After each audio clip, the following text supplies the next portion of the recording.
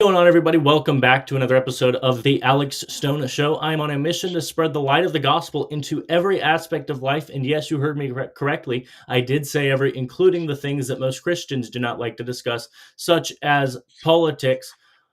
In the past 5 or 6 months, with President Trump being in office, there is a lot that has changed. We see a lot that is happening in the United States of America. We are back to winning, and I believe that we are on the verge of the golden age of America.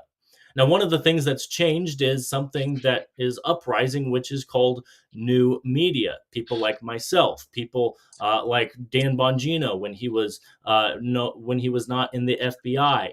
All kinds of different people are rising and sharing the truth and not relying on mainstream media. One of those organizations that's part of new media is Turning Point USA and Turning Point USA Frontlines.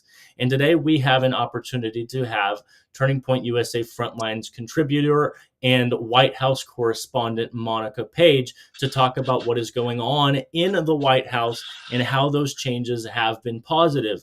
We are going to get to that in just a minute, but before we do, please watch this video. Alex Stone. Alex Stone. Alex Stone. Alex Stone. I want to point out my adopted nephew, Alex Stone. He's the host of the Alex Stone Show, and I'm pretty sure he's related to my good friend Roger Stone. That's his uncle, Alex Stone. First time.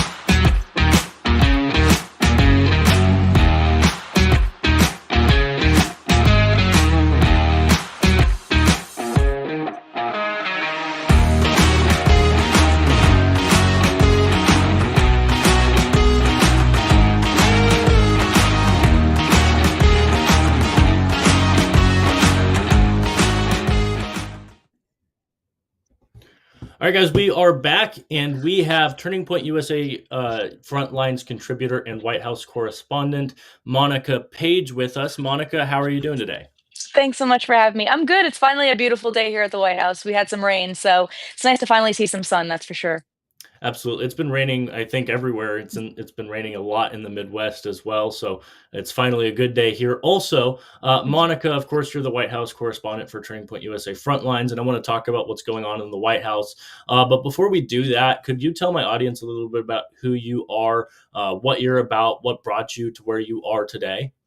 Sure. Well, I've always been involved in broadcast journalism. I have such a big passion for it. I went to Marist College, class of 2018, majoring in broadcast journalism. My first job right out of college, I was behind the computer for about 9 hours a day working for the Daily Mail in New York City. Then I was a productions assistant at Newsmax for about 2 years, but later became an associate producer at Newsmax in New York. And then I became on-air anchor and weekend anchor, weekday reporter at One American News, where I did that for about 7 months in San Diego. And then they moved me out to the White House, where I was doing that since June of 2023. And on election night, Turning Point USA hired me as their White House correspondent, knowing that President Trump won the election. And I'm happy to be there for them since November. So we are already more than 100 days into this Trump White House, and there has never been a dull moment here so far. So pretty crazy. So it seems like you've been part of media for a long time. How has media changed in the past 5 or 6 years? You said you were at One American News, at Newsmax, and now Turning Point USA. What's been different? What's changed since you started?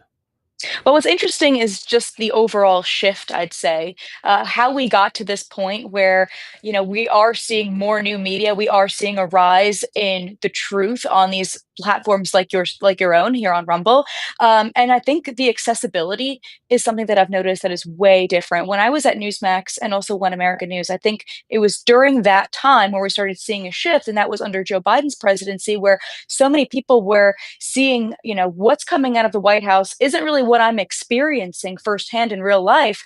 I'm going to try and get my information elsewhere so I can relate to that. When you see the mainstream media like NBC, ABC, CNN kind of denying the American people what's really happening in real life, people start to get disconnected. And then you not only have a problem where you can't relate to what's being told in the news, but then you also have a credibility problem if you're one of these mainstream media organizations. So I think during the Biden administration is really when the truth started coming out. And whether that's thanks to these mainstream media outlets or also thanks to this current administration, who have been extremely accessible in bringing the truth to the American people every single day.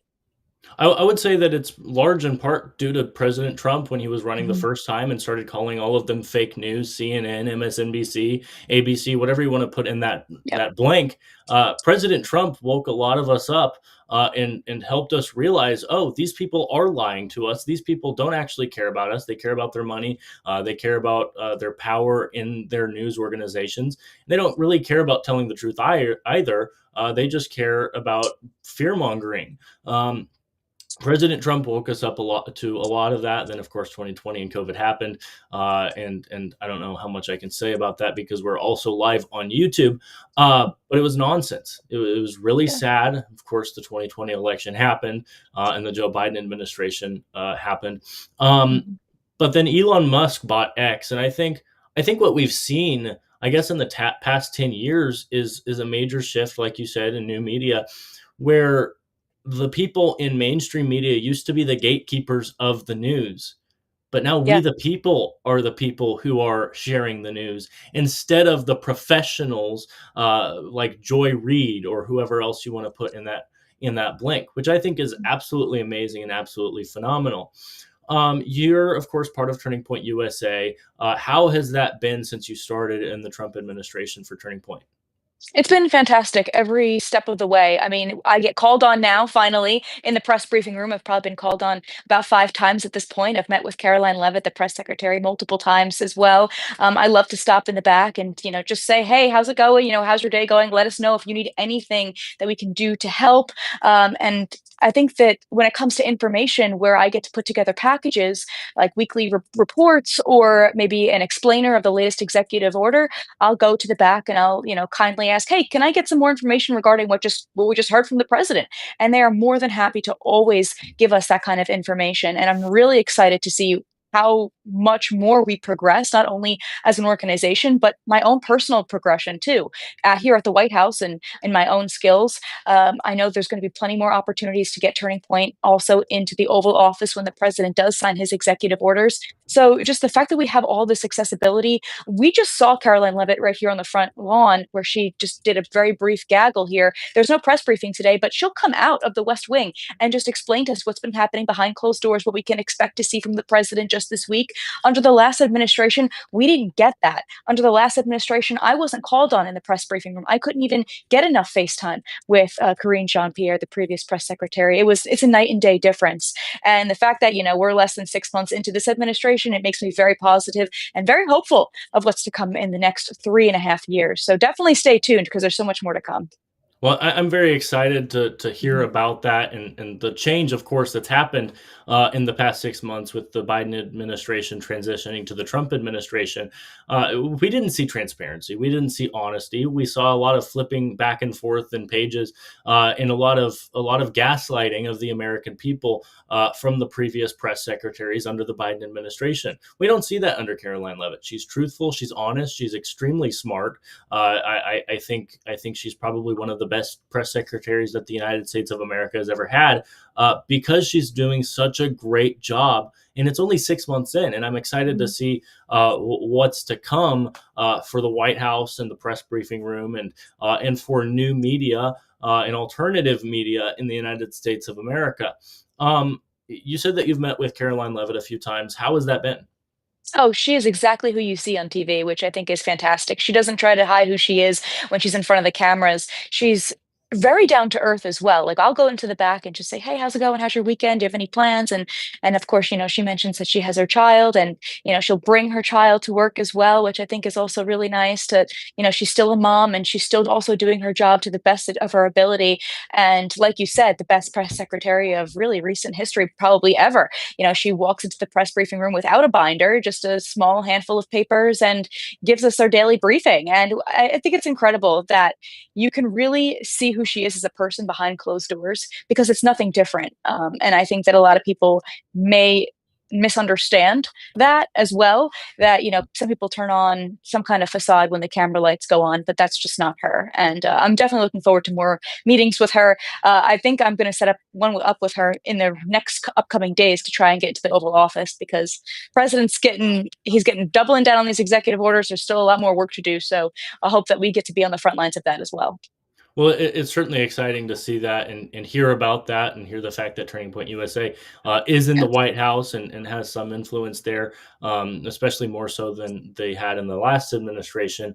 What are you looking forward to the most? What do you think is going to happen um, in the White House? What's going on in the White House, and what are you most excited for the future of the White House?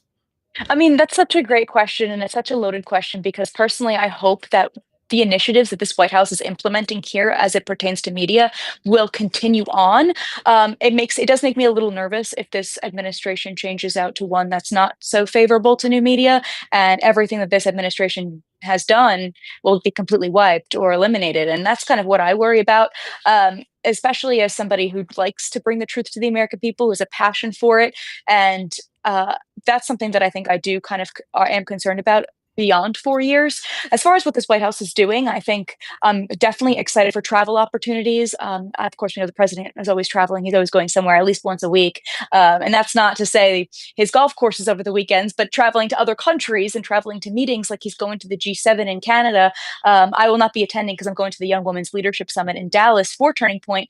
But that opportunity, if I wanted to go and if that event wasn't happening at the same time, I would probably be there, which is also incredible. So moments like those are ones that I'm most excited about. And I'm also excited to see what the First Lady does. We know during her first administration, she was really passionate about the Be Best initiative and the Be Best campaign, where she's fighting, online cyberbullying and these harmful online situations like the Take It Down Act, for example, the harmful AI digital images of young girls not being taken down. They're kind of left up there for more harmful things to happen. God forbid, we know the rise of AI. You never know what could happen. So to see the First Lady take those initiatives and sign those orders and to have her be on the front lines of something like that also gives me hope as well. So I'm hoping to see more from her because, the American people love Melania Trump, the First Lady. She does a fantastic job with whatever she does. So definitely looking forward to that as well. I certainly think it sounds exciting to see what's going to happen with the First Lady and with President Trump. I would say you're, of course, doing good things. I have a question. What's like the energy like in the briefing room, not just with conservative media and people such as yourself, but also hostile media? What's the energy like in there? What are people saying? What are people thinking about the Trump administration as far as the media is concerned? I always really enjoy this question because the dynamic is so push and pull. I mean, you get new media members like us that are very excited, to be there, just to be there and be present, and ask our questions because, there will be a chance to be called on, which is the best part about it all. But then you get, those who do have seats, and that's your front row in particular, your CNN, your MSNBC, your ABC.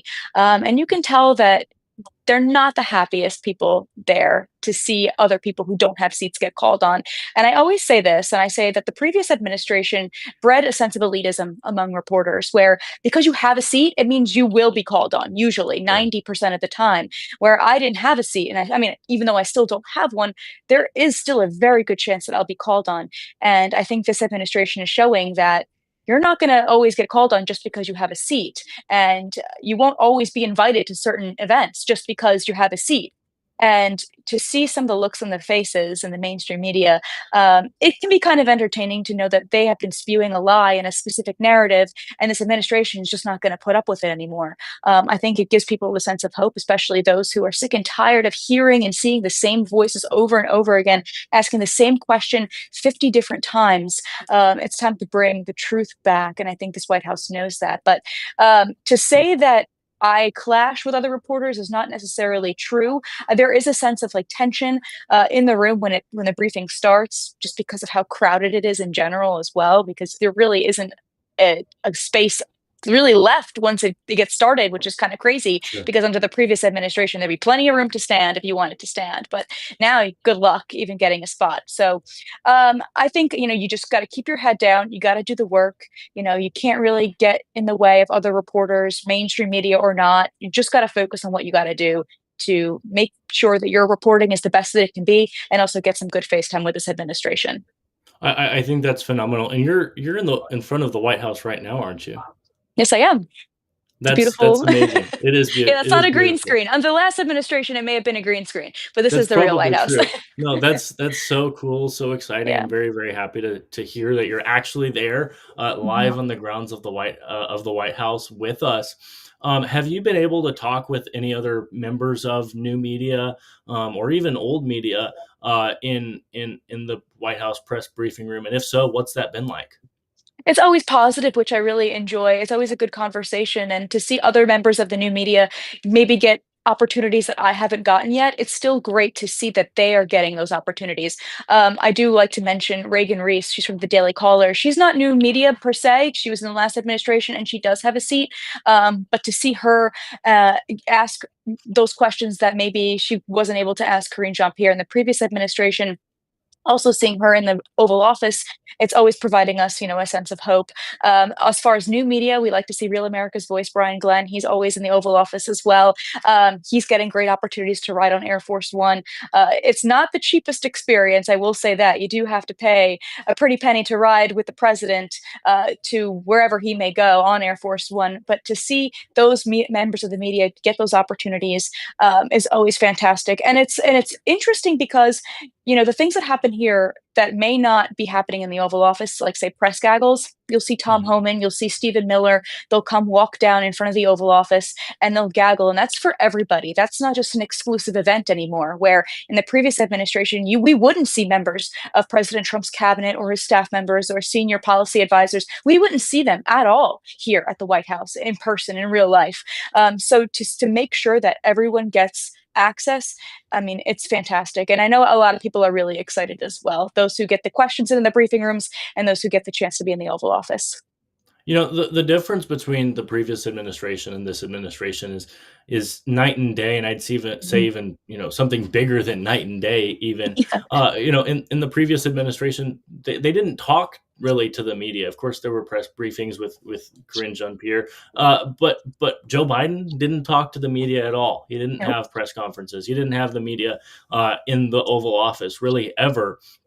I remember, before the debate last June, that he had this massive big boy press briefing or whatever. Mm. Like they called it Big Boy because it was like the biggest one that he's ever done, even though there were like five that he did or whatever. I really like that you brought this up because I think it's really important to note this. And rhetoric is really important. And to hear from Karine Jean Pierre say, oh, this is his big boy briefing, and to hear uh, just from his senior advisors, is, yeah, he's putting on a big boy. That's so telling. And the fact that this went over so many of the mainstream media members' heads was baffling to me. I also like to point to the fact that whenever the president, Joe Biden at the time, would leave to go walk to Marine One, to go anywhere, he'd be flanked by his staff members to kind of hide the fact that he was shuffling. And whenever there were moments on the South Lawn where he would maybe give a speech or make some remarks, of course, with his teleprompters because he couldn't go off the cuff, I would always try to make sure that I was front and center at those events because I really felt like I needed to see him up close and get a good look at him because what I saw was just a he would be caked in makeup, and it was jarring. It looked almost like he was wearing a mask. That's how loaded his face would be with makeup, and like his skin tone wouldn't match his arms or his hands. Sometimes wearing his aviators, it was very interesting. It was very unsettling, and everyone could imagine has experienced at one point in their lives somebody who has gone through what Joe Biden was going through as far as mental decline, whether it's the masked face, which is emotionless, garbled speech. You didn't really know what he was saying half the time when he did give his speech. And some of the things that he was saying, we'd look at each other and say, did he just say that? Or we'd look at each other kind of confused. Like when you remember he'd say, don't jump. And we'd be like, why is he saying that? And just little instances like that. And while it's funny on the one hand, it's so sad on It the is other very hand sad. because the people don't realize if he's acting like this in real life, who knows what's happening behind closed doors? This is them trying to make him look good. Who knows what's happening behind the walls of this White House? So I really like that you mentioned that too, because the semantics were everything under the previous administration. You got to listen to their words. They really picked and chose their words very closely when it came to the previous administration. Right. It is very sad. I did hear a report just the other day. I'm not sure if this is confirmed or not, but Mm. apparently Joe Biden would get lost in his own closet Mhm. in the mornings. So if that's being leaked now, I imagine what else was happening. It's so sad, like you said. Um, but thank you, Jesus, that we have a new administration where it's honest, where it's Mhm. transparent, where we have a president who isn't dying mentally. So thankful for that. Monica, we're running out of time. Could you give my audience a little bit of encouragement about this administration and what's going on, so that they can have hope for the next 3.5 years? Sure. Well, I always like to start something like this off by saying, do your own research, listen to the president, what he says, take him at his word. Don't listen to what any of these mainstream media reporters are saying because they will be calling, an illegal immigrant a Maryland dad, or they'll be calling the latest terror attack done by a Colorado man. Listen to the president, what he says at his word. Don't give up hope because, as you can see here, this is the second term, which is always great.